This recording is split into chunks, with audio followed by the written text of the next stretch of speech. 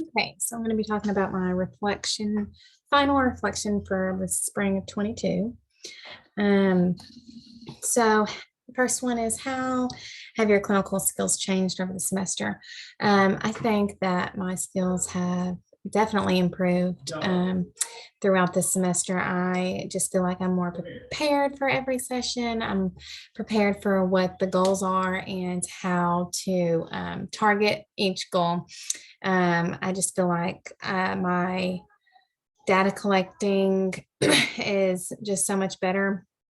Um, and that goes into that's actually part of my goals. I know that my goals at the beginning were not really measurable because I just made it really broad. Um, but my first one was, I will continue to improve my data taking skills. I definitely think that I have mastered that goal. I've learned to circle the parts of the data that is prompted or queued, and if the whole session is prompted or queued, I'll make myself a note.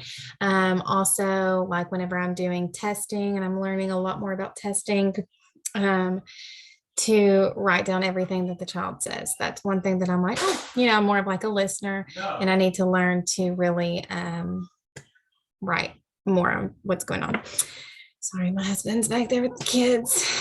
They're being not too great, I guess. Okay.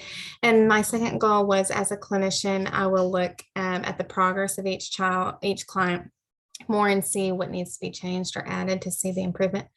That one wasn't really attainable at all. I don't know why I made that a goal, but I would say that I have been able to see progress and know what it takes to get that progress. I know that every kid is different, but just getting more repetitions and more drill, and that apraxia training that we had, that I went to at SFA earlier this semester. I have a lot of kids with apraxia, but also I'm like carrying that over into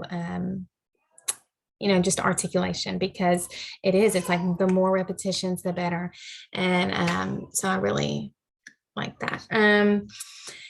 My greatest strength this semester would be having numerous materials and just being prepared. This semester, I've made like a huge binder of like separating it with language goals, or language activities, because that's been my hardest thing. Is I've also been moved around a lot this semester with my work. So I'm at like 4 different districts, and a lot of them are older. So pragmatics and social scenarios and stories like that are not fun. So finding videos on YouTube of social scenarios, things like that, I think I've been a lot more prepared for. A weakness, I would say that it's been harder for more severe kids. So in the first semester, I talked about how I would just have a lot of wait time in my sessions, and I wasn't getting a lot of repetitions or drill or anything. But now I'm learning this semester with my more severe kiddos that wait time is okay, because I don't know what their next move is, and I'm trying to see what they're thinking, how they're going to communicate to me. Are they going to gesture something? Is he going to pull me over here? So wait time is important as well. So just depends on who the kid is, and I've learned that a lot.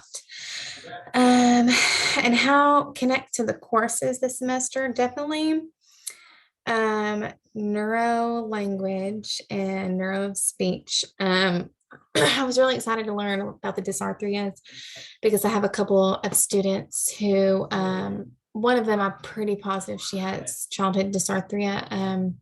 And so the posturing, just posture and her oral motor, just all of that, learning that is really helpful. And same thing with neural language. I know that a lot of the stuff that we're doing, activities of daily living, like things like that, that we would treat with adults, you can actually do with children too. So it's helping me with that as well. And then how will I apply what I've been learned this semester to future clinical experiences? Well, knowing that every client is different, whether they need the wait time, whether they don't, whether they need more repetitions. I'm definitely gonna take that into the future, knowing that just be prepared for everything and anything, and doing my research. I've done that a lot, looking up a lot of things. So I'm just taking everything that I've learned and being the best clinician I can be.